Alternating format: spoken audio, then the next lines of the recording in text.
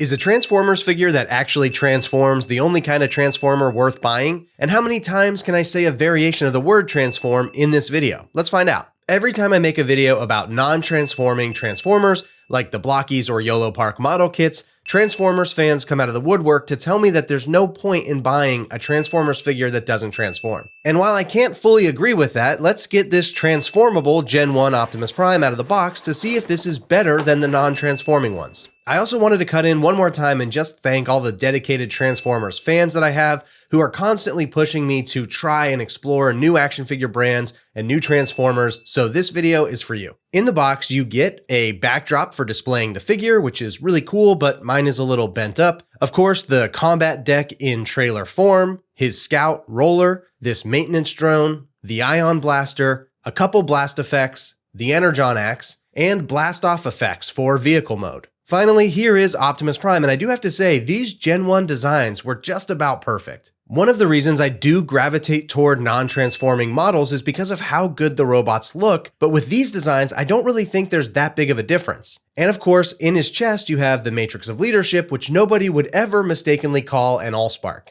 And the Allspark.